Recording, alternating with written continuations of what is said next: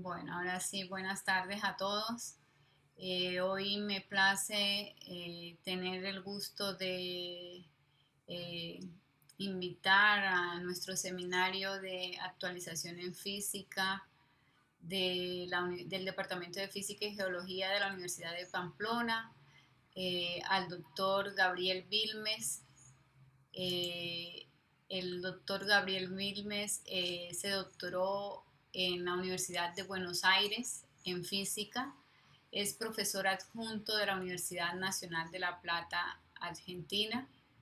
Es investigador superior del CONICET Argentina y actualmente es el director del Laboratorio de Ablación Láser, Fotofísica e Imagen 3D del Centro de Investigaciones Ópticas, más conocido como el CIOT, en La Plata, Argentina. Eh, los dejo entonces con el doctor Vilmes para que atienda al seminario del día de hoy. Bueno, ¿qué tal? Buenas tardes a todas y todos. Muchas gracias, Marta, por la presentación. En primer lugar, saludarlos. Y si esto está, sé que se está transmitiendo a través del canal de YouTube de la red colombiana de óptica, así que quiero saludar a todos los colegas y amigos de la red. Que hace rato que no nos vemos por culpa de la pandemia en algunos de los congresos en los que habitualmente solemos encontrarnos. Voy entonces a compartir pantalla. Y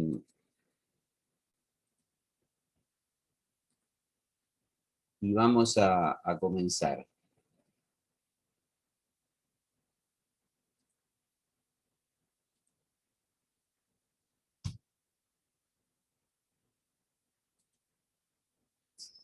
Bien. ¿Se ve bien ahí? ¿Todo se escucha bien? ¿Se ve bien?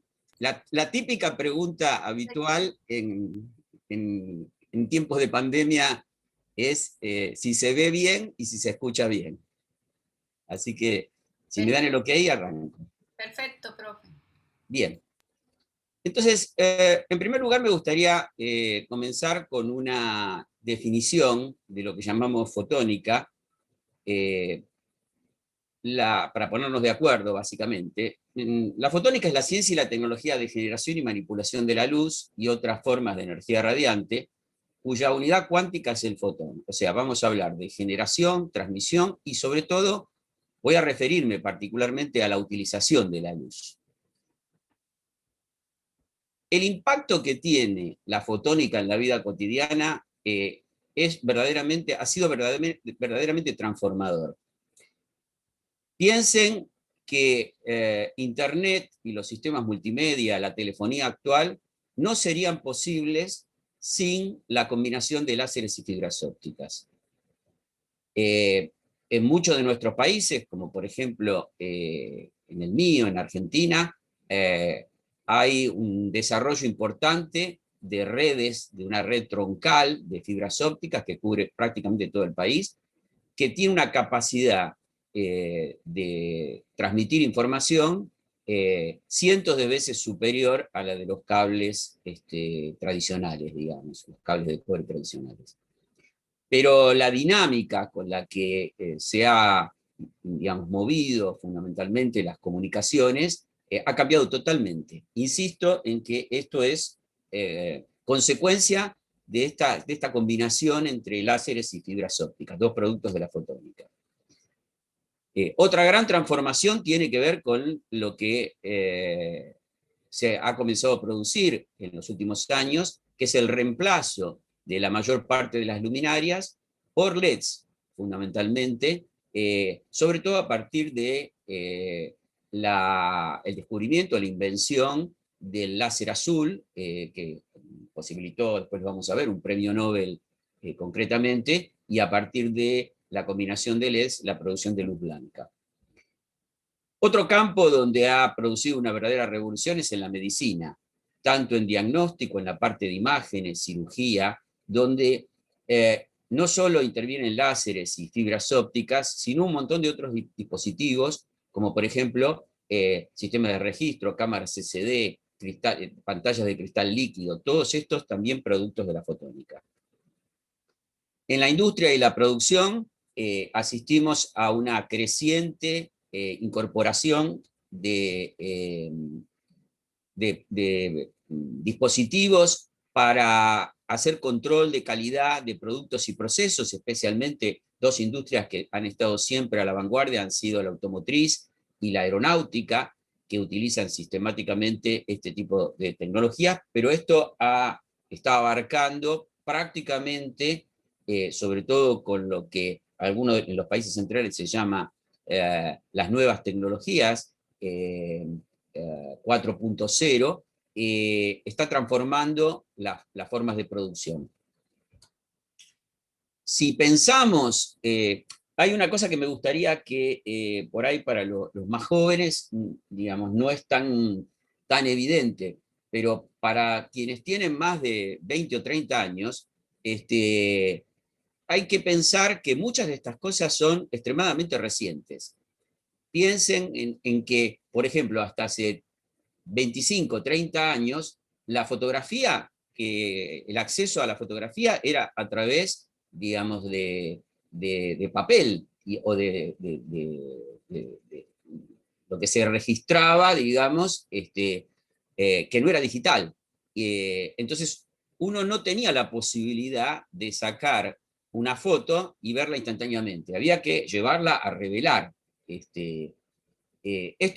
Esto cambió brutalmente con el desarrollo de las cámaras y filmadoras con dispositivos CCD, que hoy son una cosa que tiene un desarrollo extremadamente grande y además con una calidad sorprendente. Las cámaras de los celulares, las microcámaras de los celulares, tienen una capacidad de enfocar, digamos, de manejar un escenario con distintas profundidades de campo, con una resolución y una calidad que sorprende para el tamaño que tienen. Y eso, por supuesto, ha permitido el desarrollo de un montón tanto de la fotografía como del cine mismo. Antes, hacer cine era mucho más complicado. Hoy se puede hacer cine con una pequeña cámara extremadamente barata, digamos. Entonces, estas tecnologías han transformado también ciertos campos de la cultura y del arte en forma extremadamente potente. Por supuesto, en ese sentido, la industria del entretenimiento, la TV, juegos interactivos, shows con láser, lo que llamamos graffiti láser, una actividad que nosotros desarrollamos desde el año 2010, más o menos regularmente, en nuestro instituto, en nuestro grupo de trabajo. Si hablamos de medio ambiente y energía, ha habido, vamos a verlo un poquito más en detalle después, un desarrollo extremadamente creciente en el uso en la posibilidad de utilización de la energía solar en forma cada vez más eficiente. Y por otro lado, el desarrollo de técnicas espectroscópicas para monitoreo ambiental, y también si hablamos de la posibilidad de futura de energías limpias y casi en forma ilimitada, podemos hablar de la fusión por láser, que, digamos, permitiría el acceso, digamos, en forma limpia, como decía, y eficiente a la energía que se necesita para reemplazar los sistemas que emplean combustibles fósiles.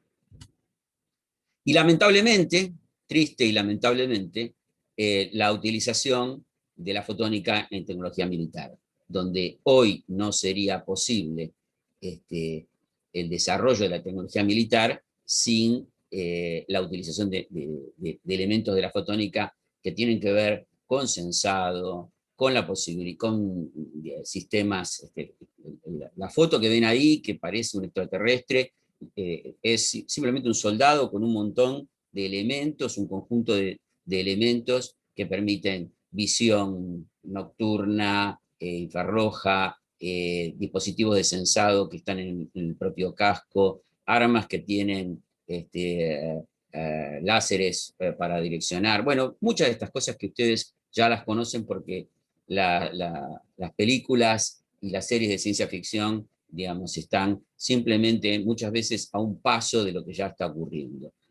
Y esto es muy fuerte porque en Estados Unidos, ya vamos a verlo ahora en detalle, el 70%, menciono Estados Unidos porque es el país, digamos, que está a la vanguardia del desarrollo de la tecnología militar, y el 70% del gasto público en ciencia y tecnología es en Estados Unidos para desarrollo militar, 15% para desarrollo nuclear y aeroespacial, y solo otro 15% para el resto. O sea que cuando hablamos de ciencia y tecnología, de qué impulsa la ciencia y tecnología, vemos que aquí la tecnología militar tiene un lugar lamentablemente demasiado destacado.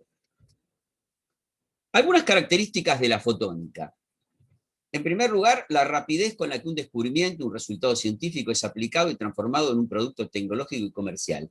Esta idea equivocada que en algún momento se transmitía de que la ciencia y la tecnología funcionan de la siguiente manera, en una especie de modelo lineal, o sea, primero se hace el descubrimiento, después se hace el desarrollo tecnológico y finalmente el producto comercial. Bueno, esto no es así. En el mundo actual hay una interacción permanente entre conocimiento y tecnología. Por eso algunos autores hablan de que no tiene sentido hablar de ciencia y tecnología, sino de tecnociencia, porque la mayor parte de los productos comerciales se desarrollan en las grandes empresas multinacionales que, digamos, tienen áreas de investigación y desarrollo. Entonces, esta interacción, este permanente vínculo entre descubrimiento y aplicación,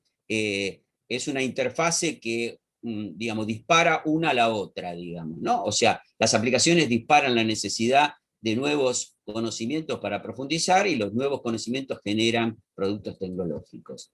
Esta es una característica de algunas áreas de la ciencia actual, pero fundamentalmente de la fotónica. La fotónica es particularmente sensible a esta cuestión.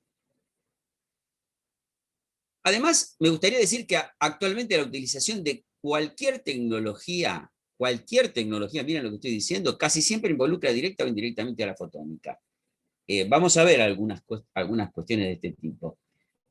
Aunque no se vea, es un campo de conocimiento en expansión explosiva. El mercado de la fotónica constantemente refleja los cambios en la tecnología y las condiciones globales de la forma de producción mundial. Y es una de las áreas de conocimiento que mayor impacto económico produce. Vamos a decirlo así, si el desarrollo científico-técnico es uno de los motores del capitalismo actual, la fotónica, junto con la ingeniería genética, la bioingeniería, la ciencia de materiales, la nanotecnología, son las puntas de lanza de este tipo de desarrollo.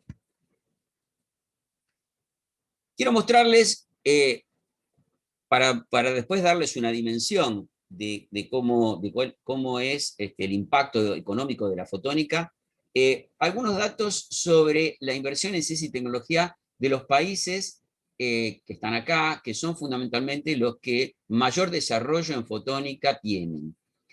Observen que, en primer lugar, tenemos a los Estados Unidos. En los Estados Unidos, la evolución de la inversión en ciencia y tecnología, sobre todo en las áreas de ingeniería y física, que son las vinculadas con la fotónica, ha decrecido desde 1995 al 2015, en este gráfico, de casi un 38% a un 27%. Algo parecido ocurre, digamos, no en la misma escala, pero también hay un decrecimiento en los otros países. Y aquí ven solo los 3 países que han crecido: China, Taiwán y Corea del Sur, Surcorea. Observen el crecimiento de China. Esto es un dato impresionante. Y esto es porque, además, entre 2003 y 2016, China superó a Estados Unidos en publicaciones de ingeniería y ciencias. Las de Estados Unidos cayeron en ese periodo de 23 al 12%. Y aquí, en este otro gráfico, lo que se puede ver es el otro elemento, ¿no? Cuando se analiza, digamos, la capacidad científica de un país, se suelen tomar 3 o 4 elementos: su inversión en ciencia y tecnología,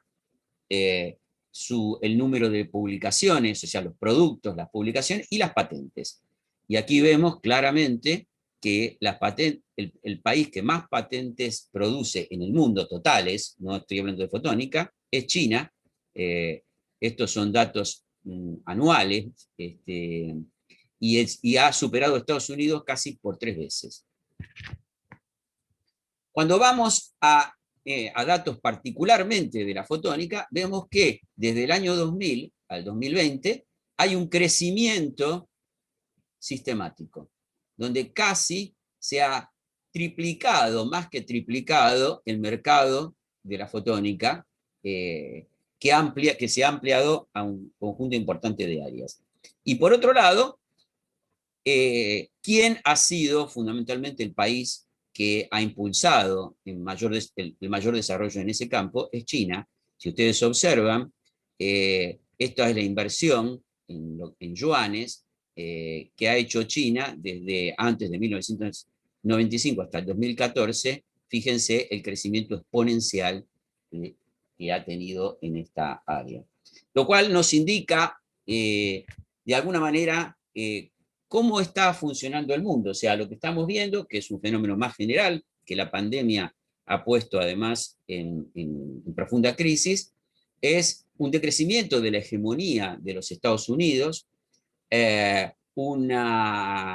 una crisis probablemente de largo plazo en Europa, que no encuentra un camino, una salida a su situación económica y social, y no muestra alternativas, y un crecimiento vertiginoso de Asia y de otros países asiáticos que particularmente China se presenta como, digamos, el país, digamos, que de alguna manera encabeza este crecimiento en forma realmente vertiginosa.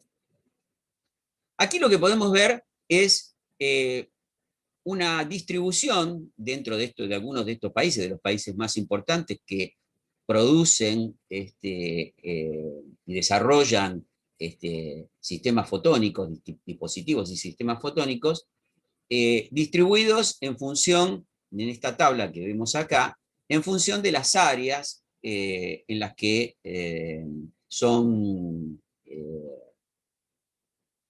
desarrollan su producción en este campo. Entonces tenemos con este dibujito las aplicaciones en lo que son tecnologías de la producción, digamos, ahí estamos hablando de sistemas que tienen que ver con control de calidad de productos y procesos, por ejemplo, tecnologías de imagen, de metrología y procesamiento de imágenes, es este otro dibujito, seguridad y defensa, tecnologías médicas y para las ciencias de la vida, comunicación, tecnologías de la comunicación, tecnologías informáticas, displays de dispositivos, fuentes de luz, y cuando hablamos de fotovoltaica estamos hablando fundamentalmente del desarrollo de sistemas para energía solar. Observen que, digamos, que mientras que Estados Unidos lidera, como les mencionaba antes, su principal producción fotónica está relacionada con la tecnología militar, con seguridad y defensa. En cambio, Japón lo tiene en el desarrollo de tecnologías para la producción. Corea tiene un lugar destacado en el desarrollo de displays, junto con Taiwán, y China, fundamentalmente, su mayor desarrollo, observen acá, tiene que ver con tecnologías de la comunicación, con tecnologías informáticas, con el desarrollo de sistemas de iluminación y con energía solar, fundamentalmente fotovoltaica. Esto nos da un panorama, más o menos, de qué lugar ocupa cada uno de estos países, que son los que encabezan el desarrollo de la industria fotónica. Permítame ahora introducirlos un poquito en qué sabemos acerca de la luz, en nuestras teorías sobre la luz, que son las que además no solo nos permiten conocer, sino manipular la luz, poder manipularla eficientemente. Entonces, en primer lugar, y voy a seguir también un análisis un poco histórico, que ustedes seguramente estarán familiarizados, muchos de ustedes, tenemos un modelo de interpretación de la luz basado en la óptica geométrica. Estamos hablando de una escala donde la longitud de onda, los objetos son muy grandes, entonces la longitud de onda de la luz es mucho menor que las dimensiones del objeto. Pero ¿qué pasa cuando ya las dimensiones del objeto son del tamaño de la longitud de onda de la luz? Por ejemplo, estamos hablando de bordes, agujeritos, ranuras. Entonces aparecen fenómenos que no pueden ser explicados con la óptica geométrica. Históricamente se desarrolló para eso un tratamiento ondulatorio, ¿no? La luz como ondas, ya no como rayos, sino como ondas que se propagan en el espacio. Y posteriormente, con la unificación electromagnética de Maxwell, pudimos entender que las ondas, el tratamiento en términos de ondas no era una particularidad de la luz, sino una característica de las ondas electromagnéticas. Y más recientemente, con el desarrollo a partir de principios del siglo XX de la óptica cuántica, se pudo desarrollar una teoría cuántica de la luz donde el protagonista fundamental es el fotón o cuanto de luz, del cual todavía seguimos discutiendo qué es. Y digo esto porque el propio Albert Einstein, que desde muy joven estuvo fascinado por la luz y que gran parte de su trabajo estuvo, digamos, centrado en entender qué es la luz, decía: 50 años de cuidadoso y sistemático trabajo no me han permitido encontrar una respuesta a la pregunta de qué es la luz. Así que seguimos trabajando, seguimos pensando los fotónicos, los ópticos, en esto y en entender muchas cosas que se van vertiginosamente en los últimos años se van dilucidando. La fotónica ha tenido un impacto muy grande también, específicamente en el campo estrictamente del desarrollo de conocimientos. Fíjense que en 20 años ha habido 7 premios Nobel relacionados con la fotónica. 2005, 2008, 2009, 2012, 2 en el 2014, tanto de física y de química, y en el 2018, por diferentes productos. Yo les mencionaba, en el 2014 fue la invención del LED azul por Isamu Akazaki, Hiroshi Amano y Yusuke Nakamura, que transformaron completamente los sistemas de iluminación. En el 18, más recientemente, Gerard Mourou, Donna Strickland y Arthur Ashkin, por sus revolucionarios aportes en el campo de la física del láser. Sobre todo estamos hablando de los sistemas para producir pulsos ultracortos. Observen que quiero llamar la atención de que en estos premios Nobel, en estos 7 premios Nobel, hay solo una mujer. Este es un problema, como en otro campo de la vida, digamos.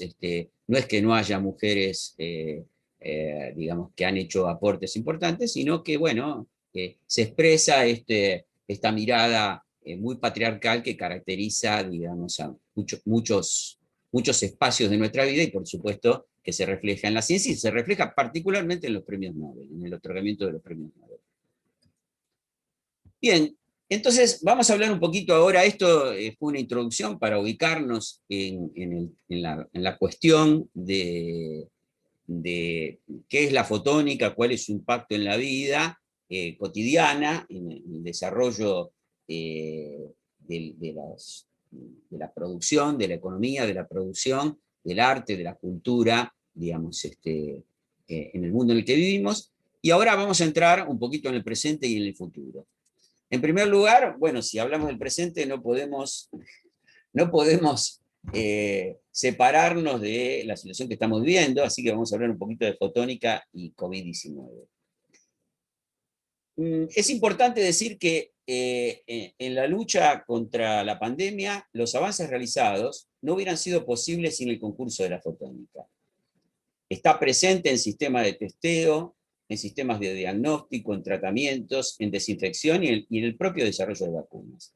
Permítanme mostrarles, por ejemplo, los sistemas de diagnóstico mayoritariamente usados, que son los test RT-PCR, para la detección del virus, son los llamados test de antígeno, y los de anticuerpos, que se hacen con un dispositivo que se llama ELISA, que permite, digamos, determinar la presencia de anticuerpos en una persona que ha estado infectada o que eventualmente puede haber sido con síntomas o sin síntomas.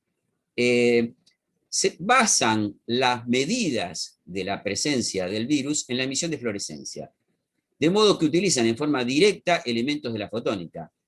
Un LED para excitar la muestra, un fotodetector y varios filtros ópticos o colorimetría en el caso de ELISA. ¿Cómo funciona, por ejemplo, un test RT-PCR? Se toma una muestra por hisopado, buconasal, se extrae el ARN del virus, se purifica mediante una enzima que se llama transcriptasa inversa, se convierte el ARN en ADN, y el ADN obtenido se mezcla con unos elementos, unos cebadores, unos fragmentos de ADN diseñados para unirse a zonas características del genoma del virus. Y lo que se produce a partir de ahí es un proceso de calentamiento y enfriamiento repetido que, digamos, hace que se replique las copias de ADN a millones. Esto es para aumentar la sensibilidad de detección. Pero en cada proceso, y esto es lo importante, en cada proceso de reproducción del ADN del virus, se les pegan un colorante fluorescente. Colorantes fluorescentes son unas moléculas que tienen la particularidad, son de colores, que emiten luz. Cuando son excitadas, emiten luz. Y entonces, por supuesto, al iluminarlas con un LED o un láser, emiten luz y permiten confirmar la presencia del virus. Bueno, esta tecnología de detección de fluorescencia está en la base de los sistemas de diagnóstico. Por otro lado, también ha habido, ya estaba presente, pero ha habido en forma más destacada, un rápido desarrollo y aprobación de sistemas germicidas que emplean ultravioleta C, radiación ultravioleta C, como método de desinfección.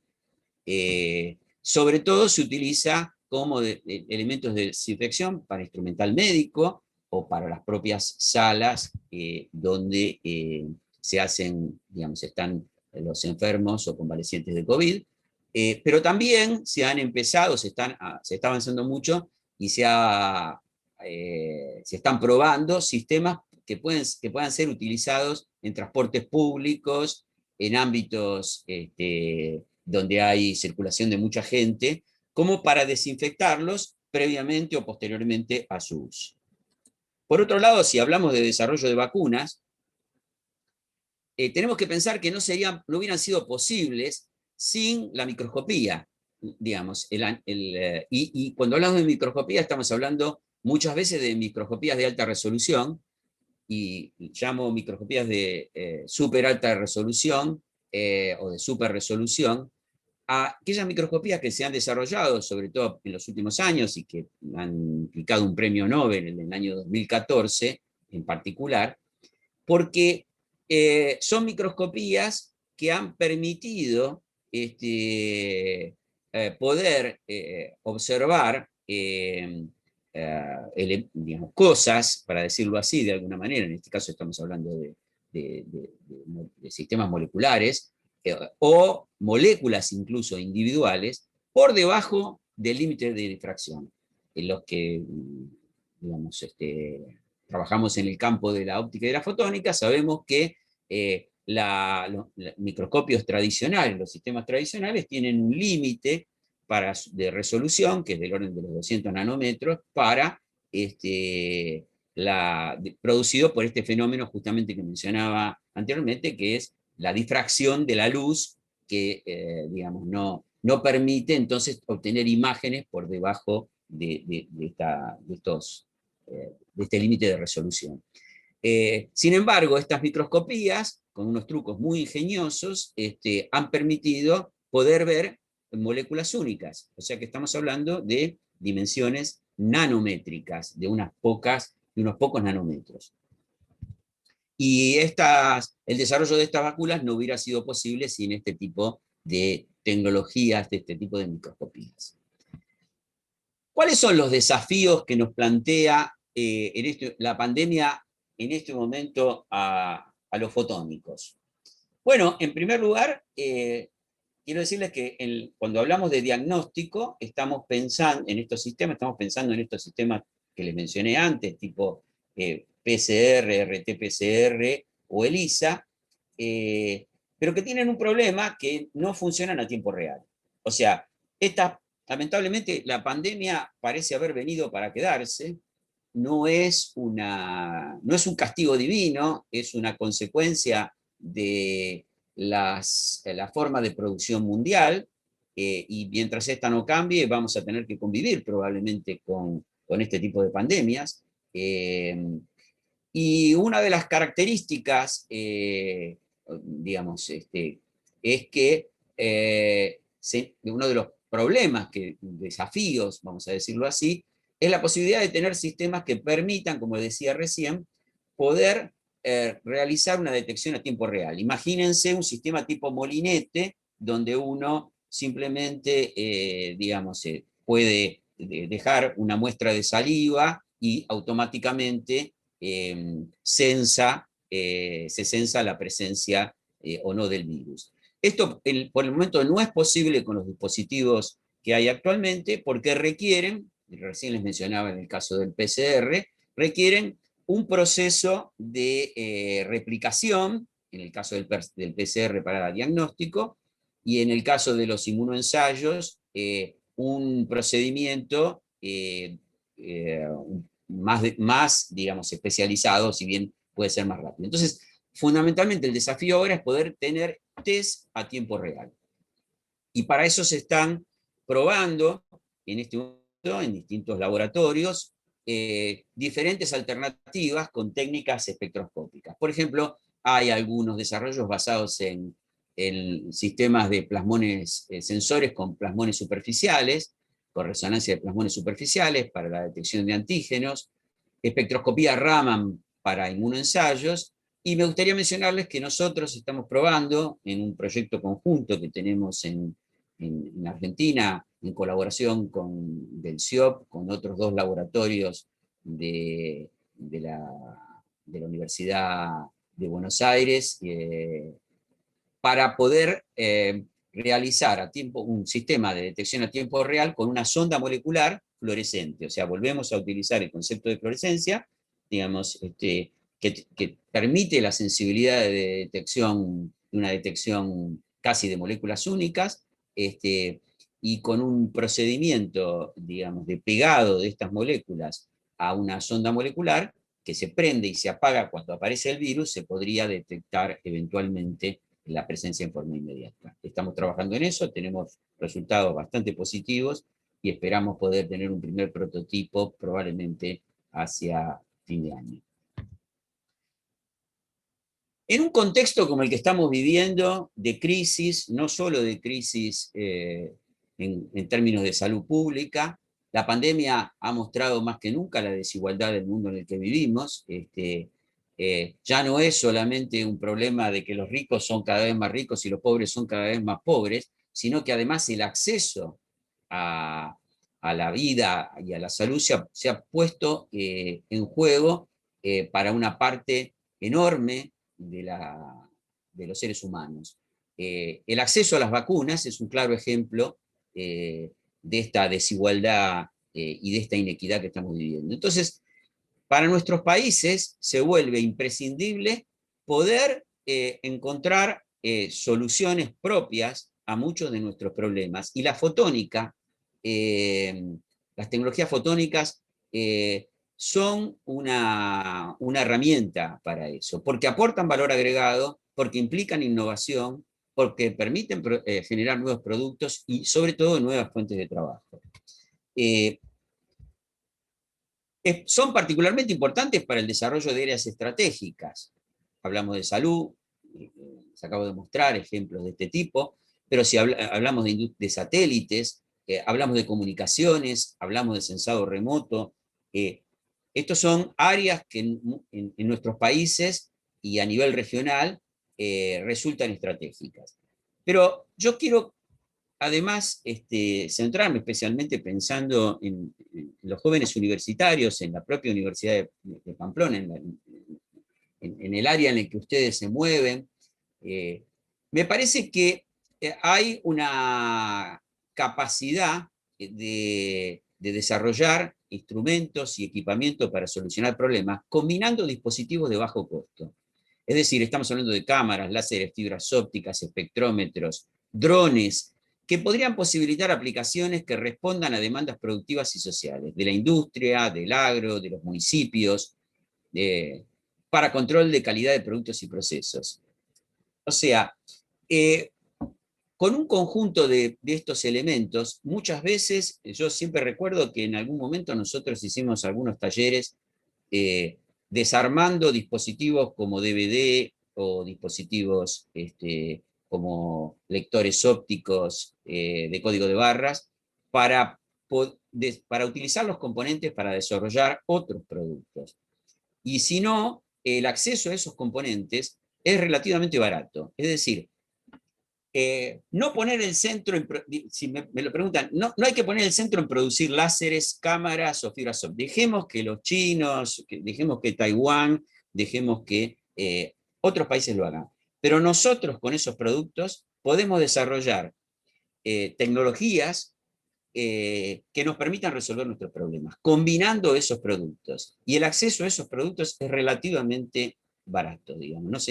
No son áreas, no son problemas que requieran una inversión extremadamente grande. Me parece que este es un punto clave para nuestros países.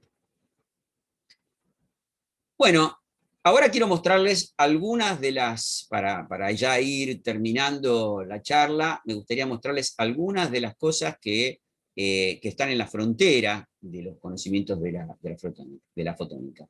En primer lugar,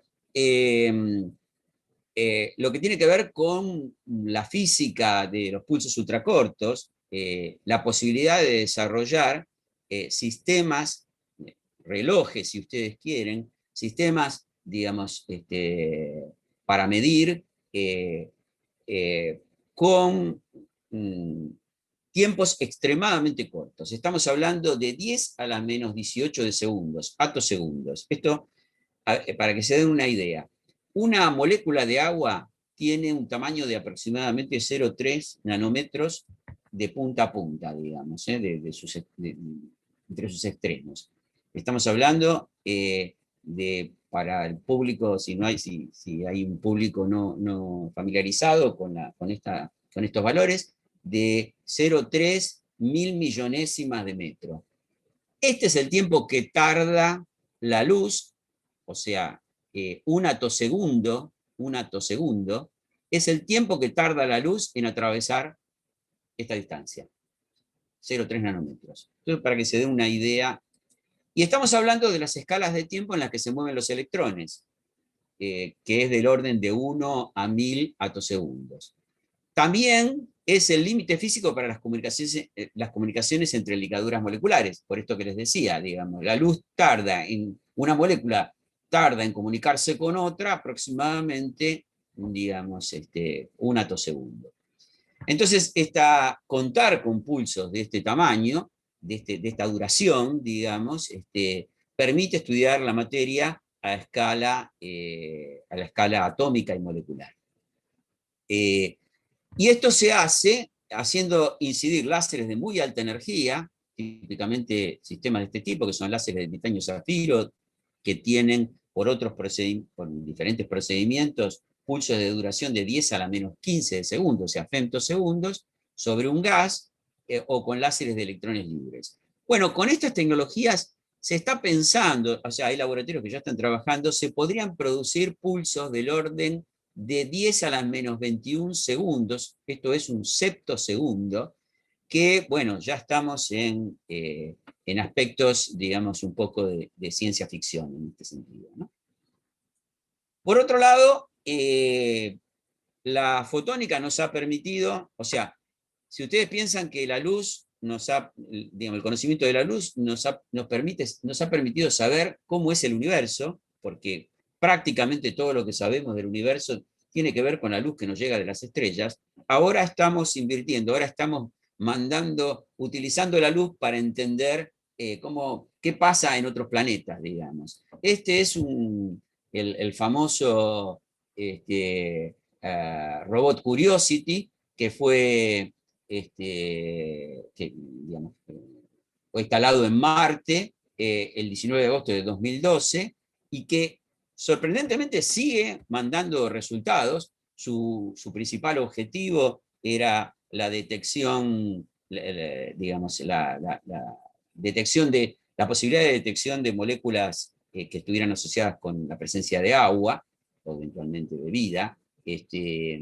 Y lo que hace básicamente tiene un sistema LIBS, Laser Induced Breakdown Spectroscopy, es una técnica que, digamos, por la cual se hace incidir un pulso de luz, en este caso de un láser de alta energía y relativamente corta duración, estos son nanosegundos, estos sistemas están en muchos de nuestros laboratorios, se hace incidir sobre una roca, en este caso, se produce lo que se llama un proceso de ablación, una vaporización violenta del material, y la luz es detectada y analizada espectroscópicamente. Y eso permite saber la composición del material que se ablacionó. Bueno, esto está funcionando y hay un montón de resultados muy interesantes que ha provisto este sistema. Se llama sistema ChemCam, que está incluido en este robot. Los nuevos sistemas que se están mandando tienen versiones mejoradas de este sistema ChemCam. Otra de las áreas que está en fuerte desarrollo es la que tiene que ver con los LIDAR. Los LIDAR son dispositivos que funcionan con esta lógica, emiten pulsos infrarrojos de luz y reciben las reflexiones. Entonces, esto es muy sencillo. Si ustedes miden el tiempo que tarda la luz entre que se dispara y que llega, sabiendo que la velocidad de la luz, el valor de la velocidad que es constante, pueden sacar la distancia. Y esto lo hacen automáticamente. O sea, son medidores de distancia con luz, pueden mandar estos pulsos hasta 100 metros más o menos. Entonces, estos autos, digamos, tienen entre otras cosas, sensores en diferentes dispositivos que están enviando permanentemente pulsos de luz, digamos, en diferentes direcciones y monitoreando la distancia a una velocidad muy alta. Esta tecnología ha permitido que estos sistemas LIDAR, que se conocen desde hace mucho tiempo, pero que son extremadamente caros, o sea, ¿dónde está acá el cambio fundamental con su utilización en la industria automotriz? Estos sistemas históricamente son grandes, son dispositivos que tienen un volumen relativamente grande y además son costosos. Bueno, imagínense ustedes que si se van a utilizar en forma más o menos un auto de este tipo, que puede tener varios de estos dispositivos, tienen que ser pequeños, compactos, muy sólidos y muy baratos, porque si no se hace imposible. Bueno, este desarrollo está muy avanzado, ya hay varios autos que utilizan este tipo de dispositivos, el Marilyn y Martí desarrollados en Finlandia, el Ford Argo, pero además la fotónica hoy en un auto está por todos lados.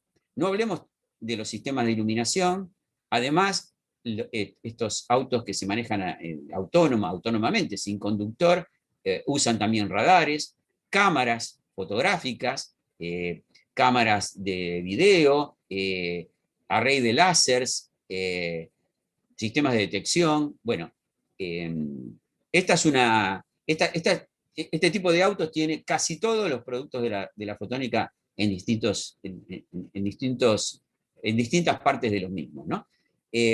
Estos son los que utilizan LIDAR.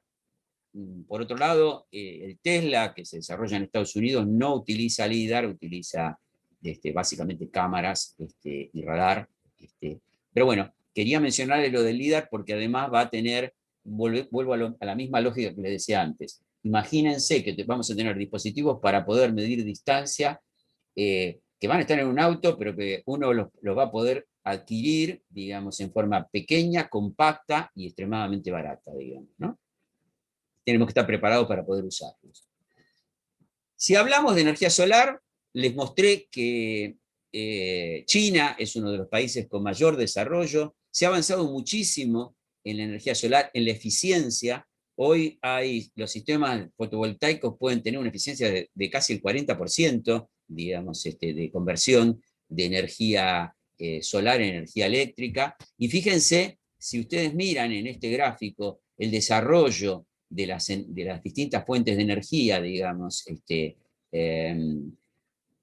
como la solar, bueno, obviamente la que utiliza, digamos, el viento también, pero la solar ha empezado a crecer vertiginosamente a partir del año 2005. Y eso es lo que podemos esperar. O sea, se espera probablemente un proceso, digamos, de evolución en los próximos 10 años, donde la solar, que tenía en el 2015 era solamente el 1% de la energía mundial, pueda pasar a tener, a significar valores extremadamente más grandes y que se produzca una reducción importante de las que utilizan combustibles fósiles naturalmente. Otro campo, digamos, donde podemos esperar grandes novedades es el de la nanofotónica. O sea, estamos hablando de la luz a escala nanométrica. Esto es un ejemplo de nanoláseres de óxido de zinc con emisión en el ultravioleta. Fíjense que esto es un micrón, cada uno de estos es un nanoláser en esa escala. Esto permite desarrollar dispositivos, toda la nanotecnología utiliza diferentes tipos, se está pensando en utilizar diferentes tipos de dispositivos y obviamente los láseres en esta escala forman parte de ello, para producir pequeñas máquinas a nivel molecular. Y esto asociado con un campo que se llama plasmónica, que es la integración entre la fotónica y la electrónica. Estamos hablando de la interacción entre la radiación electromagnética y electrones de conducción, fundamentalmente en interfaces metal-dieléctrico. Y estos plasmones, que son oscilaciones colectivas de los electrones de conducción presentes en un metal, permiten aplicaciones muy sofisticadas en este momento y con mucho desarrollo, como la computación óptica, el procesamiento de señales, envío sensado, y en la formación de imágenes con superresolución, como les mencionaba antes, en el caso de la microscopía. Esto es un ejemplo de un circuito, quizá esto es una representación de un circuito nanofotónico. Imaginemos un cable de plasmones propagándose en un circuito interactuando con un semiconductor. Entonces estamos hablando de conducción por luz. Esto es, y ahora voy a referirme más en detalle. El otro campo donde vamos a encontrarnos con grandes novedades, ya las hay, es el de la invisibilidad. Todos aprendimos durante muchos años y recordamos al famoso hombre invisible, que para poder volverse invisible, bueno, uno tenía que tener las mismas propiedades ópticas que el aire, digamos. De lo contrario, eso no sería posible. Es decir, en otras palabras, el mismo índice de refracción que el medio en el cual se encuentra el objeto. Bueno, hace más de 50 años se establecieron las bases teóricas para pensar en sistemas que pudieran, digamos, hacer que la luz se curvara.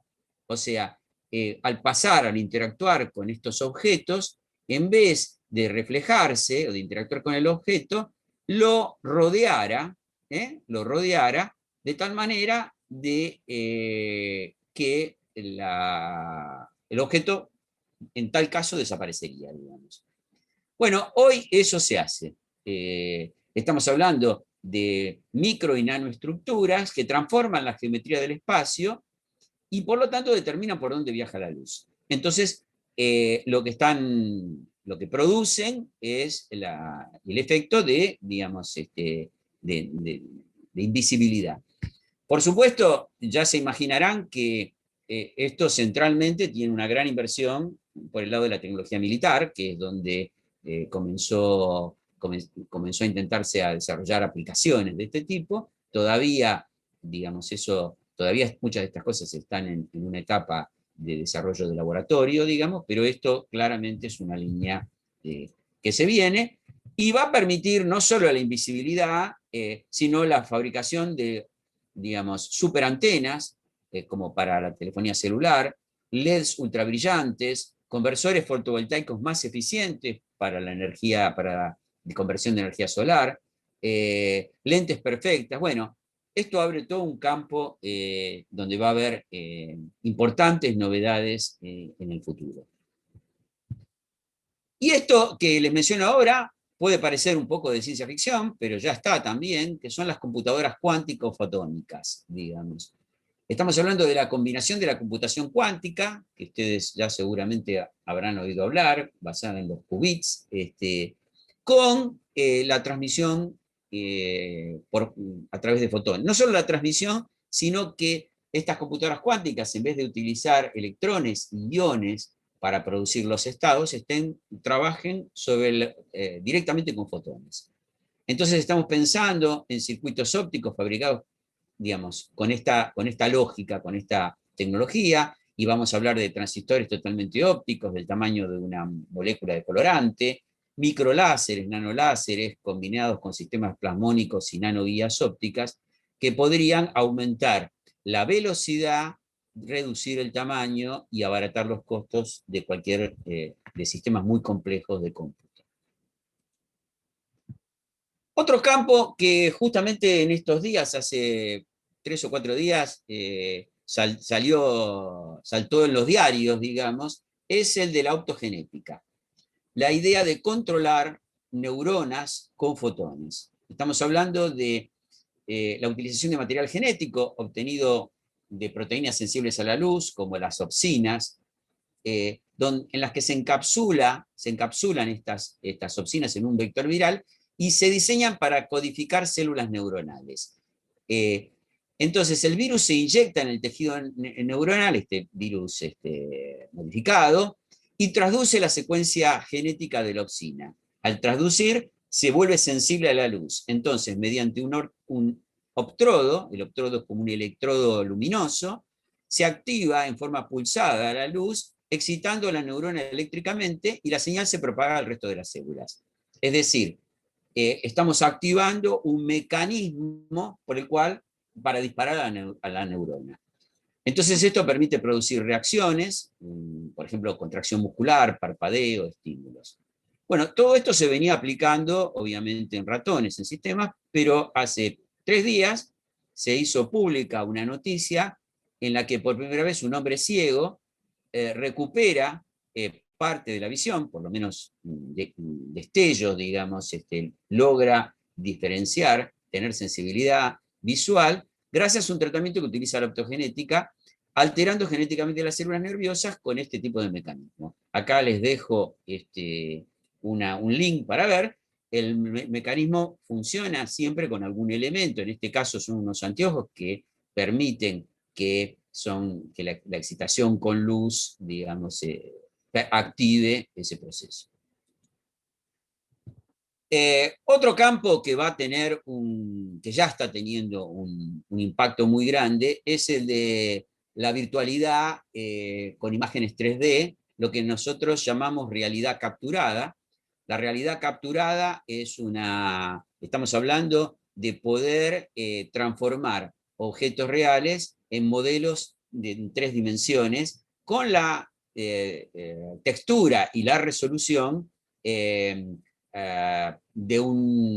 que que se puede adquirir digamos, en muchas aplicaciones cuando uno interactúa con el objeto real. Aquí hubo un cambio fundamental, estas cosas empezaron desarrollándose con los sistemas de escaneo láser, los sistemas tradicionales de escáner por láser o de luz estructurada, pero en los últimos años apareció todo un desarrollo hecho de software para fotografía, que se llama Structure from Motion. Estos sistemas, estos algoritmos, permiten utilizar los registros fotográficos para poder producir imágenes 3D con muy alta resolución. Estamos hablando de sacarle fotos a un objeto con un nivel de superposición, o sea, uno rodea el objeto con un nivel de superposición del orden del 70% entre foto y foto. Esto se puede hacer con una cámara fotográfica manual, se puede hacer con un celular, se puede hacer con un dron, obviamente, y el programa transforma eso en una imagen 3D. Aquí tienen un ejemplo, uno de los primeros trabajos que hicimos nosotros. Nosotros tenemos un área en la que estamos trabajando en esta línea, ahora voy a contarles más en detalle. Y lo que uno obtiene entonces es una imagen 3D del objeto real. Nosotros desarrollamos sobre la base de este software un sistema que se llama Mu3D, que lo desarrollamos para el área de patrimonio, lo transferimos a esta tecnología a los museos de la Argentina para que puedan digitalizar sus colecciones en 3 dimensiones. Hemos hecho esta transferencia a más de 50 instituciones y museos del país y particularmente de la provincia de Buenos Aires. Tomo este ejemplo para... Este también es un ejemplo de lo que quería mostrarles antes. Aquí estamos hablando de una tecnología que es gratuita, que es completamente gratuita, de software, que solo requiere una cámara fotográfica, un celular de buena calidad y una computadora para poder producir estos resultados. Y, por supuesto, esto amplía el campo a la posibilidad de utilizar esto con otras tecnologías, como por ejemplo la posibilidad de usar cascos virtuales, que eso también se puede incorporar en los museos. Y bueno, este es un ejemplo que quiero mostrarles de la posibilidad de desarrollar museos virtuales con objetos que son de realidad capturada, que representan modelos de objetos reales.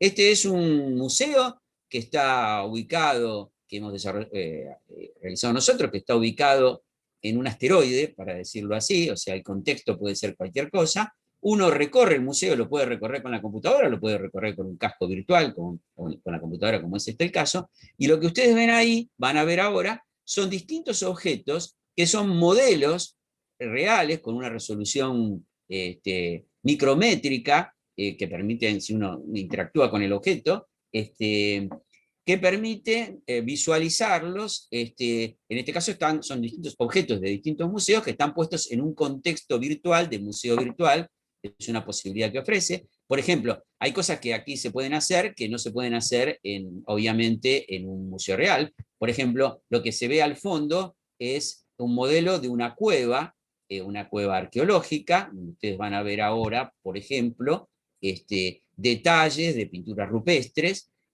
o se puede poner una instalación, como van a ver después, de valor histórico. Aquí esta es una cueva, digamos, arqueológica, que ahí no sé si alcanzan a ver acá las pinturas rupestres, digamos. Bueno, esto se puede, insisto, visualizar. Acá esta es una caseta meteorológica histórica del Observatorio Astronómico de La Plata, donde ustedes pueden ver, digamos, en este caso, la representación en 3 dimensiones.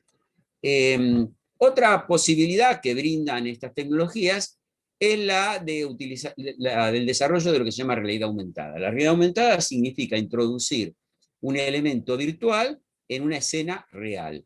En este caso, la escena real podría ser un lugar físico o podría ser un objeto real. En este caso, lo que estamos viendo es simplemente una objeto, digamos, que en este caso es un afiche, que al colocar el celular enfocándolo, activa a través de una aplicación la presencia de un elemento virtual, en este caso es una escultura, una cabeza. En este otro caso ocurre lo mismo, estas tarjetas están codificadas y simplemente enfocando con esta aplicación el celular sobre la tarjeta, uno recupera, tiene el objeto real, e incluso la aplicación tiene una alternativa que permite después guardarlo y eventualmente manipularlo. Y bueno, con esto voy a terminar esta charla dejándoles un pequeño regalo, que es justamente la posibilidad de que incorporen con esta aplicación que se llama Musar, que la pueden descargar de la Play Store de Google, y eventualmente, si no, lo pueden hacer con el código de barras, y si ustedes enfocan con esta aplicación el celular sobre de esta manera, digamos, sobre la tarjeta, van a poder encontrar, va a aparecer virtualmente un calco de yeso que es del área de Museo y Exposiciones de la Facultad de Bellas Artes de la Universidad Nacional de La Plata. Bueno, esto ha sido todo. Muchas gracias por la atención y bueno, quedo a disposición de preguntas. Bueno, muchas gracias, doctor Vilmes. Procedemos entonces a la sección de preguntas. Les había dicho por el interno que podían levantar la manito para darles la palabra, o si no, hacer la pregunta por el chat y yo se la comunico al doctor Vilmes.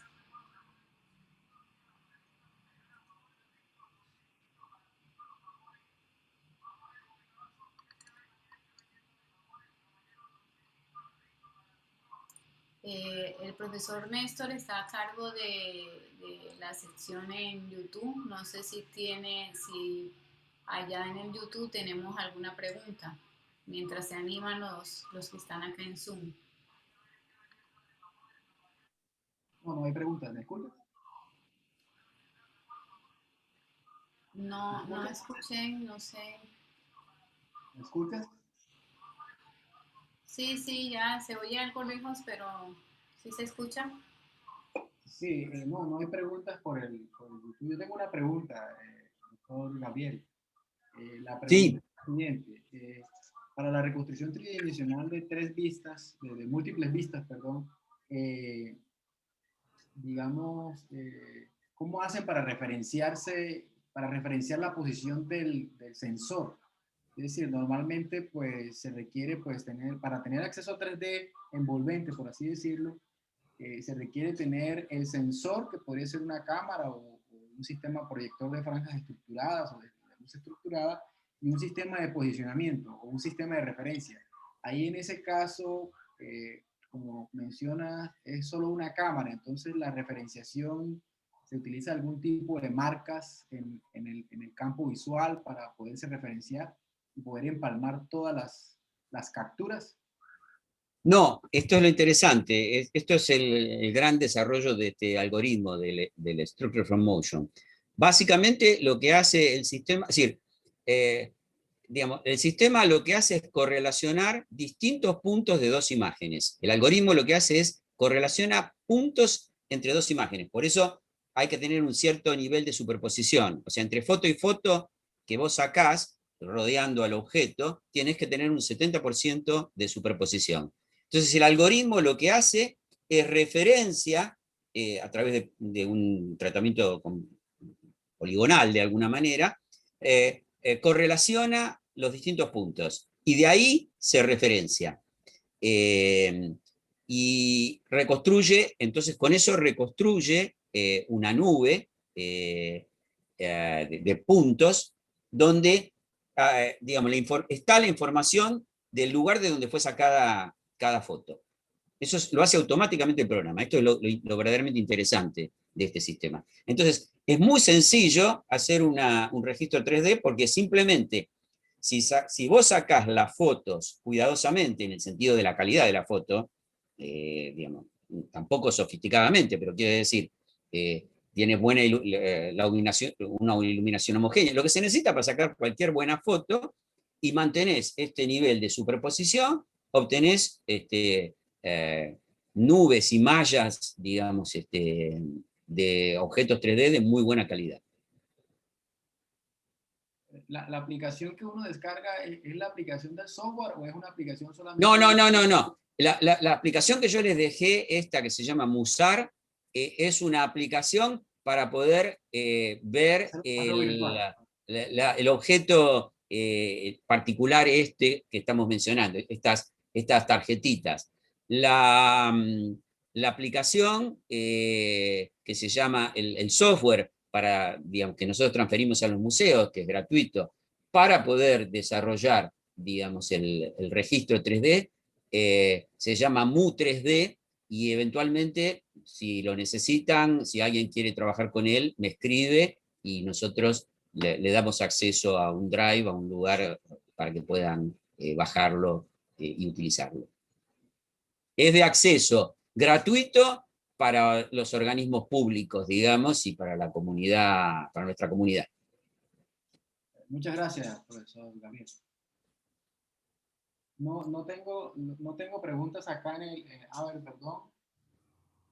Sí, hay una pregunta en el YouTube que quiero transferir, que es del profesor Freddy Pérez, de la Universidad Pontificia Bolivariana.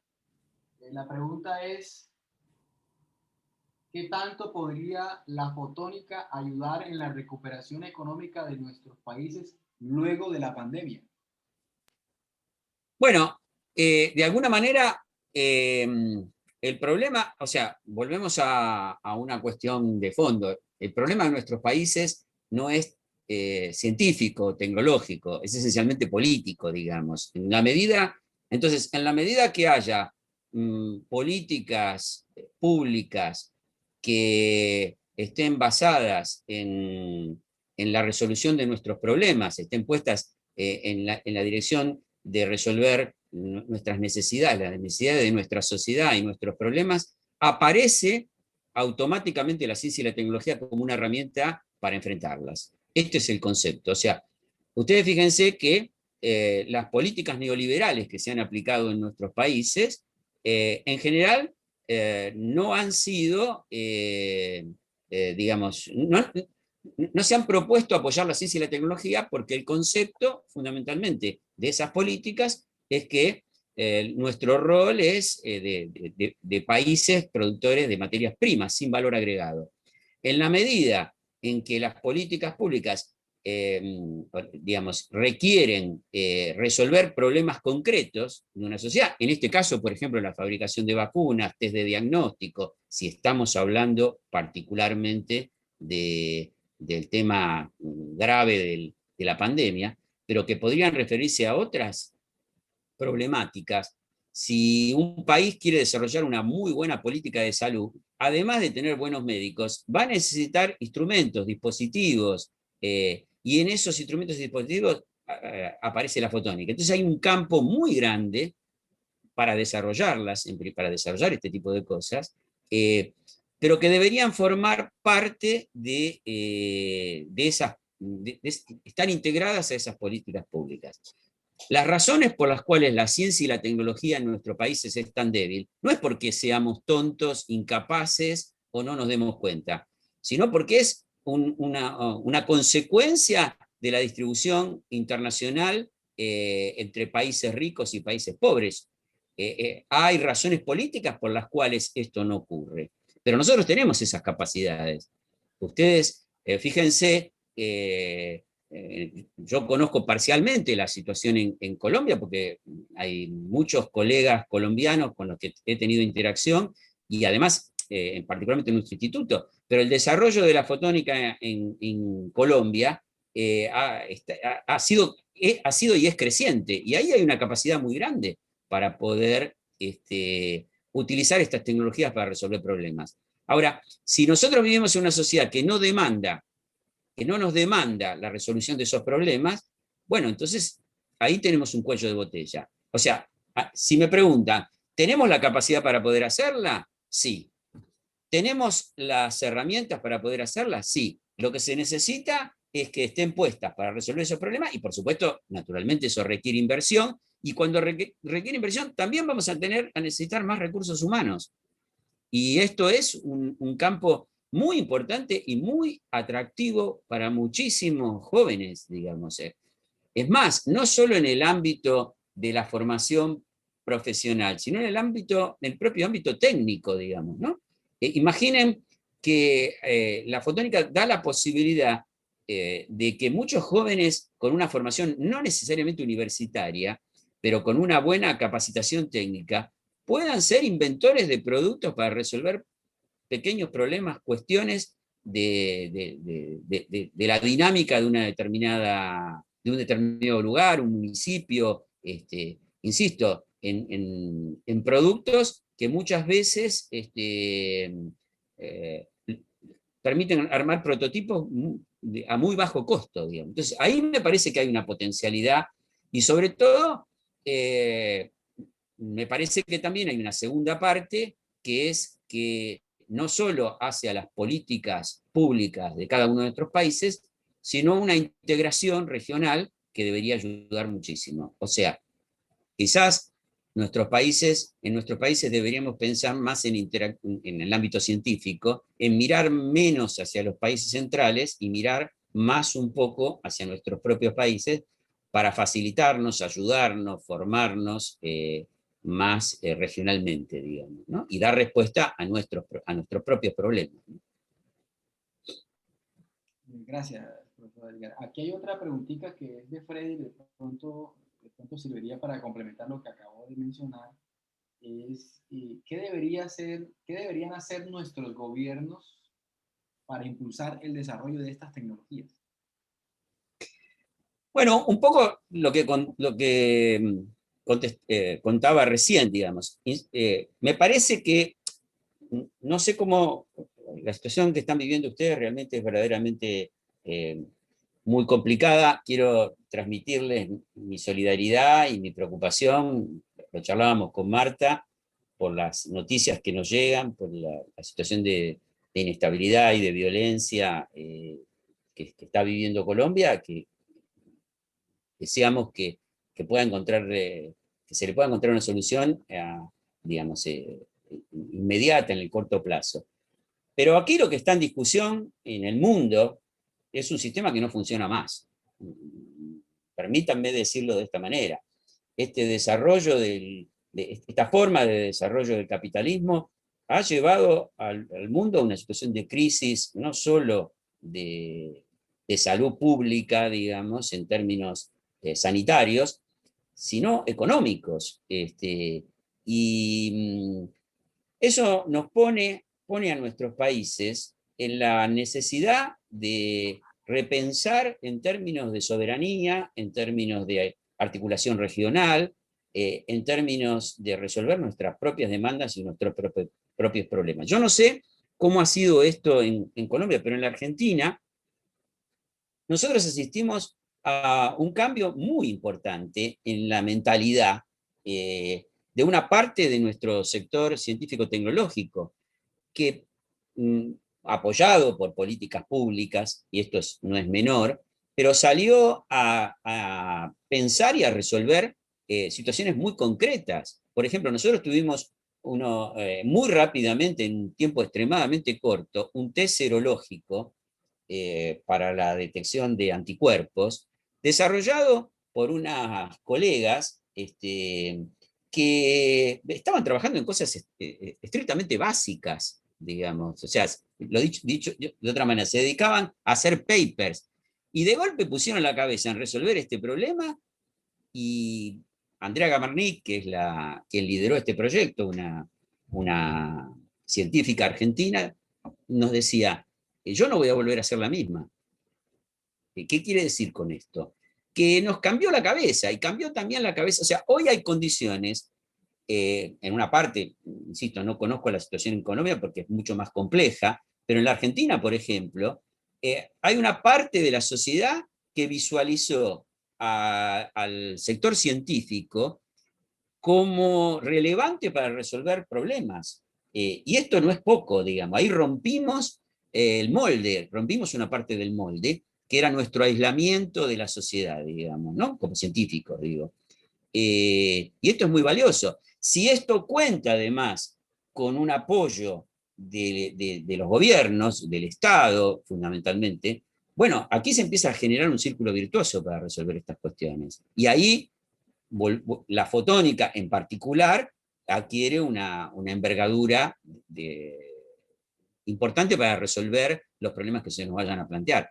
Entonces, me parece que hay que pensar en esta posible articulación yo creo que tenemos una comunidad científica preparada en condiciones, que obviamente necesita más presupuesto, pero no presupuesto para seguir haciendo ciencia básica que le sirve a los países centrales, más presupuesto para resolver nuestros problemas, digamos, repensar nuestros propios problemas, digamos, ¿no? Sin abandonar, por supuesto, digamos, el desarrollo del conocimiento, pero fundamentalmente centrando una parte importante de nuestro trabajo científico en la resolución de problemas concretos. Y eso tiene que estar articulado con una política pública que, digamos, valore esa cuestión, que pueda integrarla al sistema productivo, a empresas, a organismos públicos sobre todo, como a través de procesos de transferencia de tecnología o a través directamente, digamos, del desarrollo, en el caso de, estamos hablando de instrumentación, de prototipos, recién mencionaba, digo, si vamos a tener una política de salud real, efectiva, no en manos, digamos, privadas, sino, que es lo que nos proponemos, por lo menos en la Argentina, que ha quedado demostrado, en manos del Estado, no solo necesitamos médicos, vamos a necesitar también cubrir con instrumental, con productos, y ahí,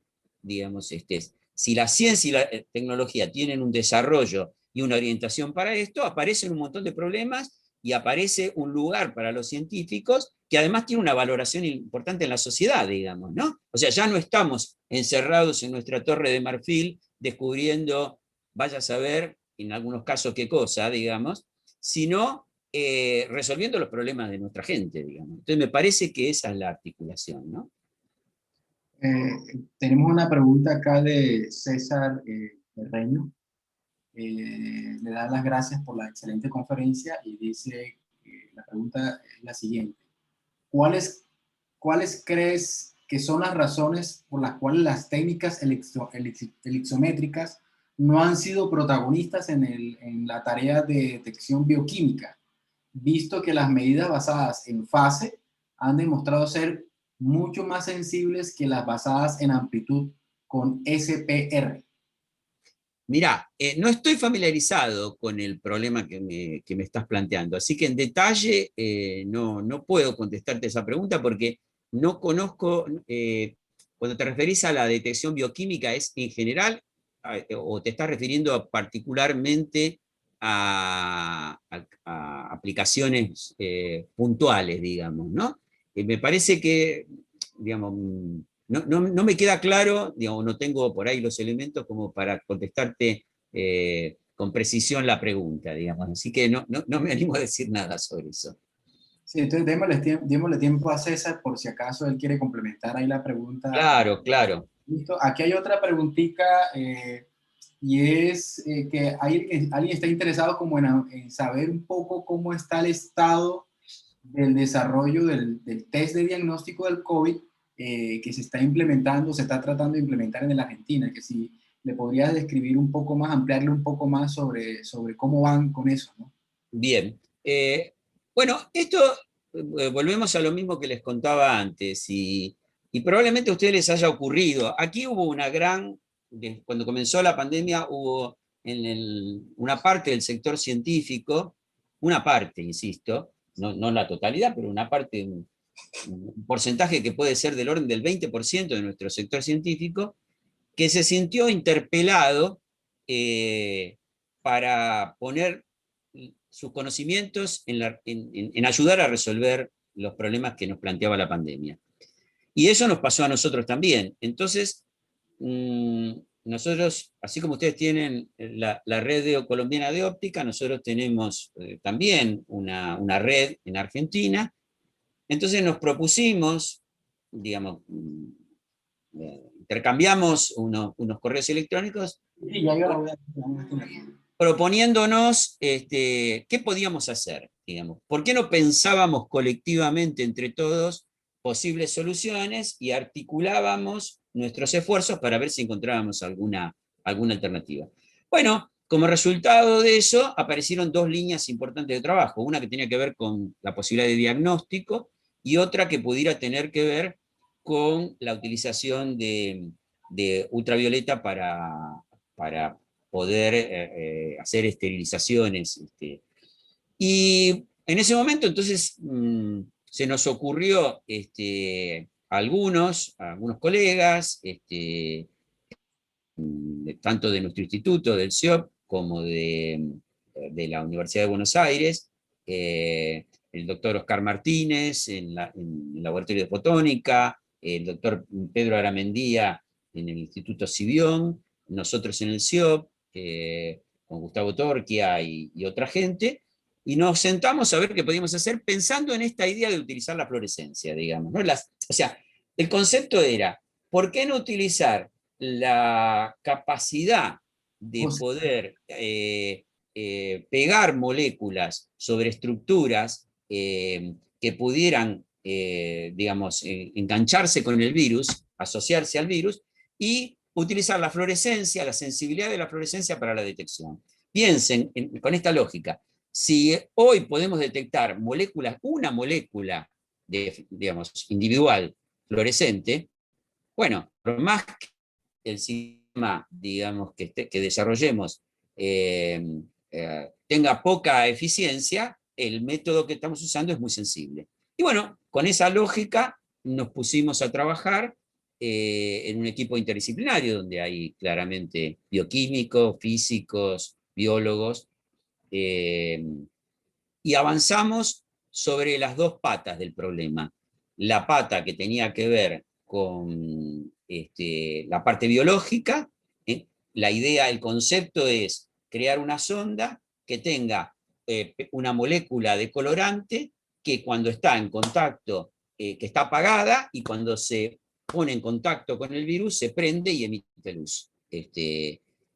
O sea, está activa como para al iluminarla emitir luz, digamos. Y con esa idea, entonces desarrollamos un sistema que es relativamente sencillo, que utiliza un láser, digamos, en incidencia rasante, y permite detectar la emisión de fluorescencia.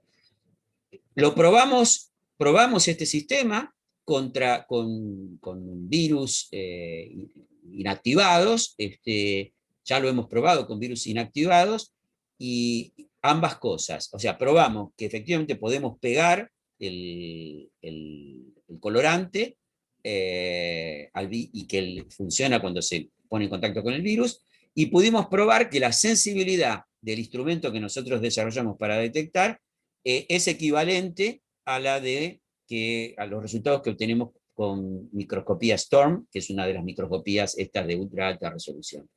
Así que estamos desarrollando en este momento un primer prototipo que, si todo anda bien, lo utilizaríamos para poder validarlo haciendo mediciones paralelas con el mismo sistema de PCR. O sea, lo que tendríamos es, lo instalaríamos en un lugar donde se hacen análisis PCR, y con eso sería una primera etapa de validación.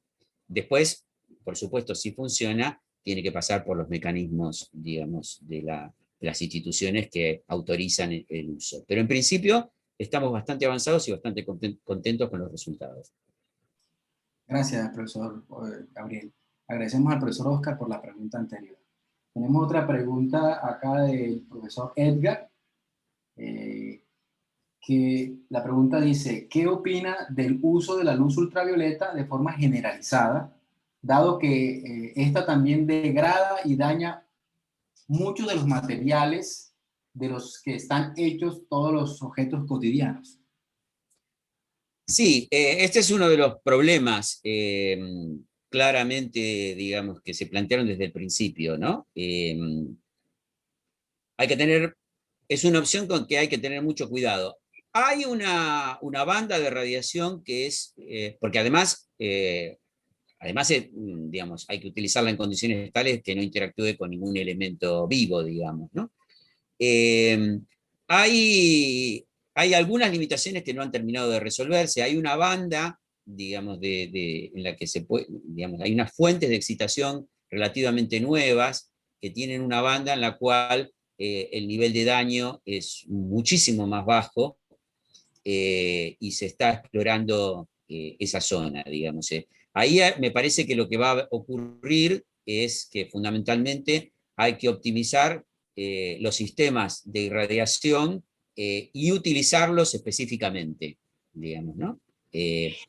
Por ejemplo, a mí me tocó evaluar en algún momento del principio un dispositivo que utilizaba luz ultravioleta para, digamos, eliminar el virus en escaleras mecánicas.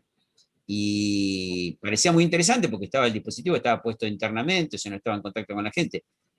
Pero ustedes se imaginan que en tiempo extremadamente corto, el material, las gomas donde se apoyan los brazos o las manos, quedaba completamente destruido. O sea, económicamente no era práctico, digamos, ¿no? O sea, el virus mataba el virus, pero también destruía parte del componente. Entonces, efectivamente, la pregunta es muy pertinente y ahí me parece que lo que va a ocurrir, lo que está ocurriendo, es que se está usando, se está pensando en utilizar, en optimizar las fuentes de luz para que produzcan el menor daño posible.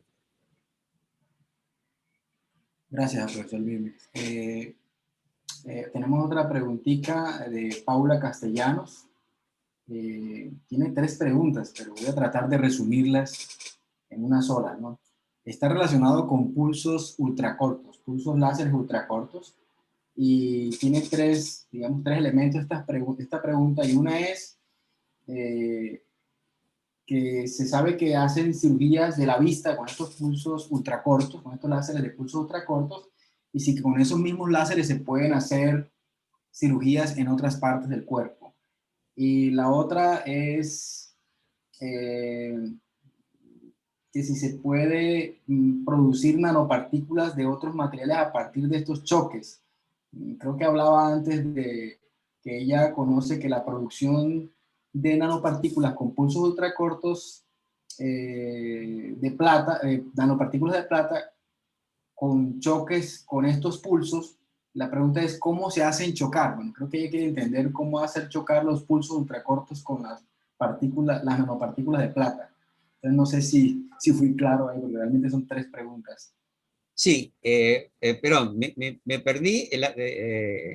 Dos las registré. O sea, una es si se pueden utilizar para otros, además de operaciones oculares, para otro tipo de operaciones. La segunda es la de las nanopartículas. ¿Y la tercera cuál sería? Bueno, las 2 últimas son de las nanopartículas. Perfecto, perfecto. Bien.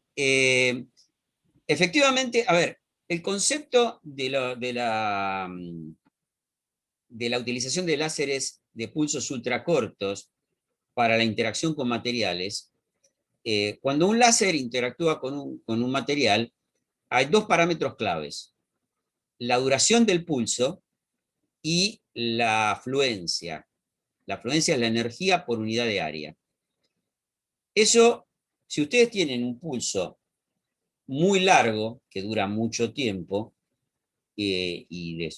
vamos a dejar la energía fija, en el proceso de interacción, si dura mucho tiempo el pulso, además de producir la interacción con el material, la interacción local con el material, con la zona donde está llegando el pulso, le estamos dando tiempo al material para que difunda el calor generado por la interacción con el pulso láser. Entonces, además de la zona que estamos, en la que está incidiendo estrictamente el haz, hay una zona alrededor que simplemente por la expansión del calor también interactúa, se deforma de alguna manera, o no importa, interactúa. Si yo reduzco la duración del pulso, ese efecto se reduce notablemente. Entonces, al reducirse notablemente, la interacción es extremadamente localizada. Por eso funciona también en la cirugía ocular, porque necesito hacer, por ejemplo, pequeños orificios o pequeños tratamientos que tienen que ser extremadamente localizados sin afectar la zona circundante. Y eso, justamente por esta explicación que les estoy dando, lo pueden hacer. Se hace muy bien con láseres de pulsos ultracortos. En todo tipo de aplicación, de operación, donde se requiera utilizar esta idea, este concepto, funciona, digamos. Muchas veces, en operaciones que son con volúmenes más grandes, la zona afectada es irrelevante frente digamos, a la zona que se está tratando. Pero en principio no habría ninguna limitación utilizando este concepto que les decía anteriormente. Respecto a la producción de nanopartículas con pulsos láser, es una tecnología efectivamente muy usada. Se fabrican nanopartículas sobre todo de oro, de plata, de distintos materiales, y el proceso por el que se hace se llama ablación con láser. Se puede hacer con láseres de duraciones más largas, del orden de los nanosegundos, o con láseres de pulsos ultracortos de femtosegundos o picosegundos. ¿Cómo funciona? La idea es que se hace incidir, se coloca, por ejemplo, un electrodo de una barrita de plata en un líquido, que puede ser agua incluso, y se hace incidir un láser pulsado, por ejemplo, de suficiente energía, que lo que produce es el proceso de ablación del material, ¿no? Imagínense un electrodo, un palito en un frasquito de agua, sobre el cual hago incidir la luz sobre ese palito, digamos, ¿no? Ese palito. Entonces, la ablación significa que el láser interactúa con el material, produce una evaporación violenta, rompe completamente la estructura, y durante ese proceso de ablación se vaporiza el material, por un lado, se produce además una onda de choque, por eso muchas veces se escucha como un chasquido, y además se produce luminiscencia, por eso esa es parte de la técnica esta que les mencionaba que se llama LIBS. Pero lo importante es que hay extracción de material. Ese material extraído se deposita en el fondo. Y ese material extraído está compuesto por nanopartículas. O sea, estoy rompiendo las estructuras moleculares, entonces si tengo oro, tengo átomos de oro que se van depositando en el fondo. Si lo hago de manera tal de que evito que se pueden formar nanopartículas relativamente individuales, dependiendo de la técnica, o clústeres, conjuntos, digamos. Y de esa manera lo que tengo son nanopartículas de ese material que después, filtrando el líquido, digamos, las puedo utilizar para distintos tipos de aplicaciones. Gracias, profesor Gabriel. Hay una pregunta de Leiner Barba, que pregunta sobre cuál es la resolución de la reconstrucción 3D y de qué depende esa resolución. Bueno, la resolución en 3D depende claramente de la escala en la que estamos trabajando. Digamos, yo voy a darles algunos datos para objetos de la escala métrica, que es la que trabajamos nosotros, y depende de varios factores. Depende insisto, del tamaño del objeto, de la cantidad de fotos que se utilicen, digamos, que sea apropiada la cantidad de fotos que se utilizan para hacer la reconstrucción, y de la calidad, obviamente, de la fotografía, y de que se saque, además, de que la foto sea sacada en principio en las mismas condiciones. No se requieren condiciones muy especiales, digamos, pero quiero decir que no haya cambios bruscos en la iluminación o aspectos de este tipo. Nosotros estamos en objetos del orden de tamaño métrico, estamos teniendo resolución del orden de los 200 micrones, más o menos, por debajo del milímetro. Esto es muy importante y muy útil cuando hablamos de material arqueológico. Esto lo quiero destacar porque en nuestros países, o sea, cuando uno piensa en los países, en Europa está pensando en cuadros. Nosotros en nuestros países lo que tenemos es un patrimonio maravilloso de material arqueológico, de nuestras culturas. Y por lo tanto, muchas veces, muchos investigadores, este material está muchas veces en museos, digamos, acceder a este material implica tener que ir a interactuar físicamente al lugar. Pero si ustedes tienen un objeto digitalizado en 3D de un museo y tienen acceso a ese objeto y tienen una resolución del orden de los 200 nanómetros, de los 200 micrones, perdón, medio milímetro, una cosa por el estilo, para la caracterización, para muchísimos trabajos de investigación de los arqueólogos, sobra. Y no hay que interactuar directamente con el objeto, y se puede hacer además a distancia, ¿no? Esta es una de las ventajas interesantes. Muchas gracias, profesor. Aquí hay una pregunta del profesor César Herreño, quien hizo la pregunta sobre la ixometría, ¿no?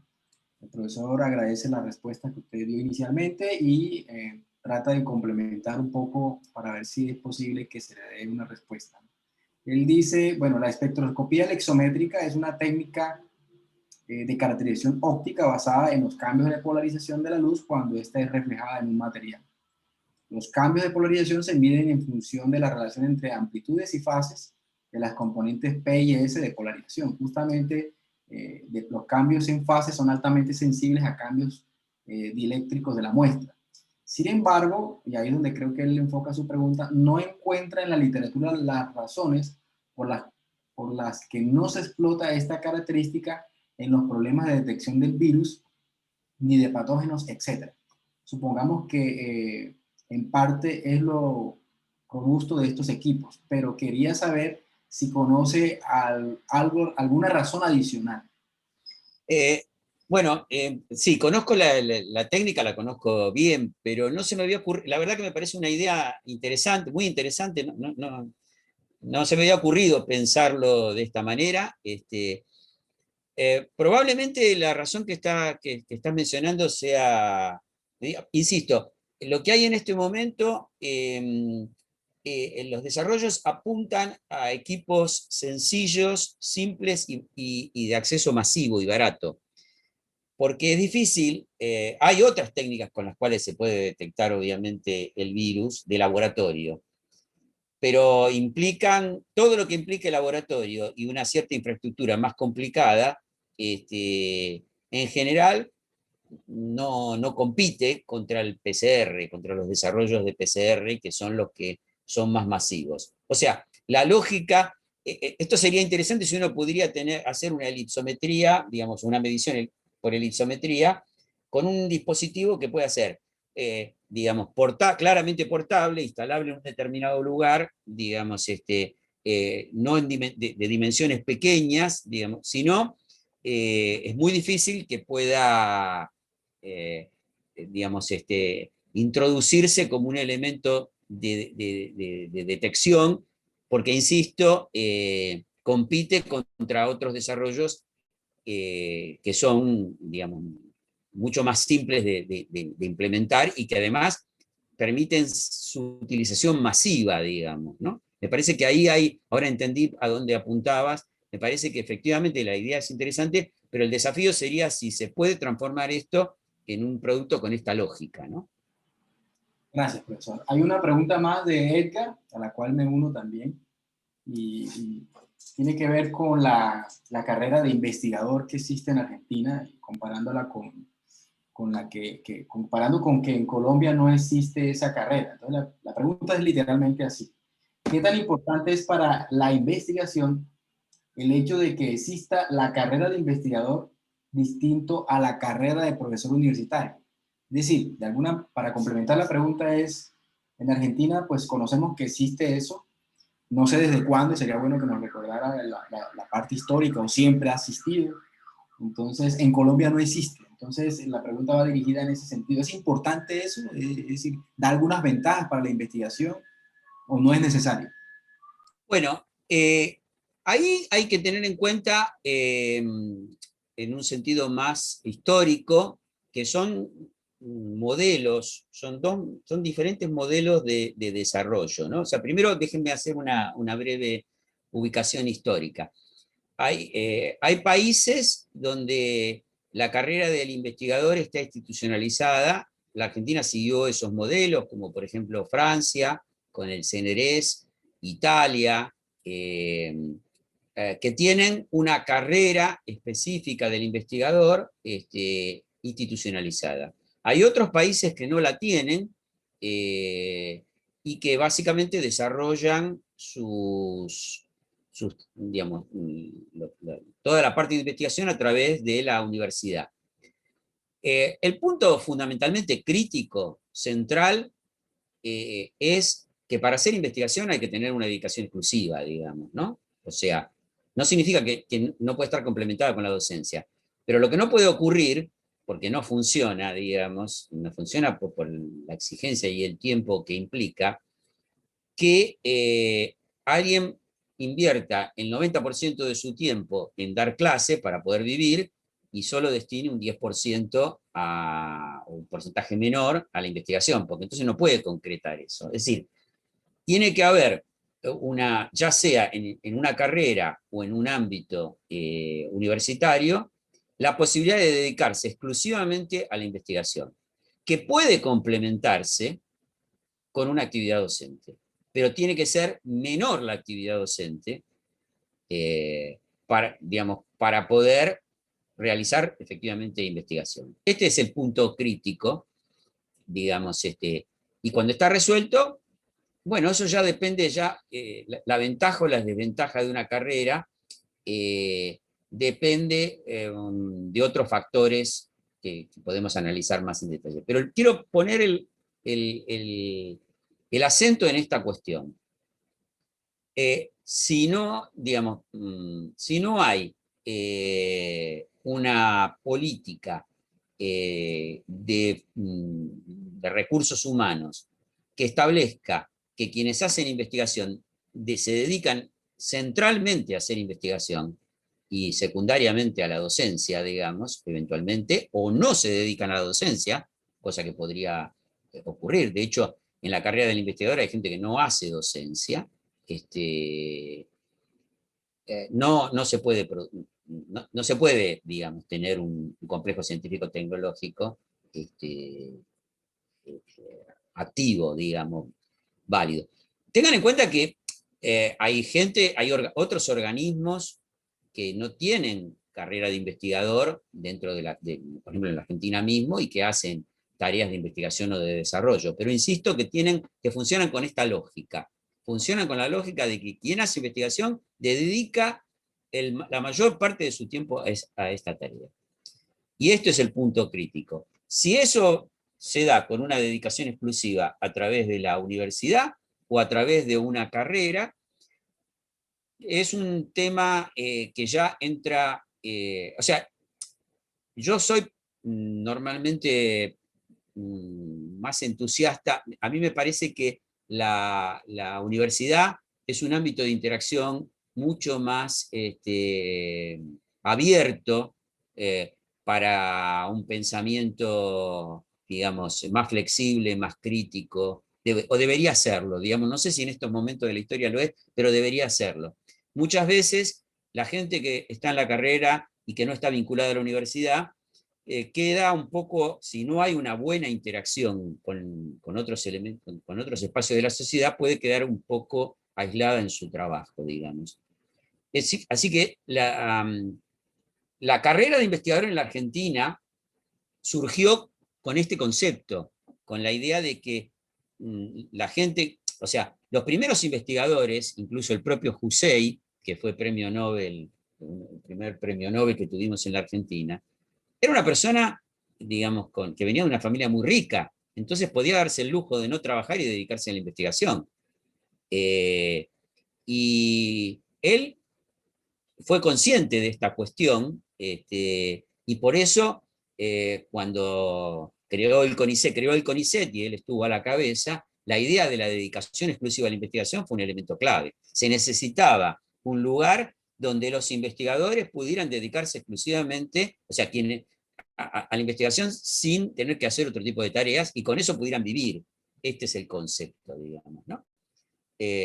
Por tanto, me parece que ahí hay que poner el centro. Después, si conviene tener una carrera o conviene hacerlo desde la propia universidad, porque podría haber también una carrera dentro de la propia universidad, digamos, ¿no? Ya son detalles más secundarios, me parece, ¿no? Muchas gracias, doctor Gabriel. Bueno, no, digamos, hay otras preguntas, pero no son tan específicas relacionadas a la charla. Hay muchos agradecimientos para usted, profesor Gabriel Vilmes, y yo de mi parte también le agradezco por haber aceptado la invitación y por su tiempo y su disposición para atender cada una de las preguntas. No sé si haya alguien en el público que tenga acceso al micrófono y quiera hacer alguna intervención o una pregunta, se le puede dar la palabra. Si no, pues le doy la palabra entonces a la coordinadora Marta, la profesora Marta. Bueno, dentro del público, pues, si levantan la manito, les doy para que puedan hacer el agradecimiento. O si no, damos por terminado el seminario. Mil gracias, doctor Vilmes.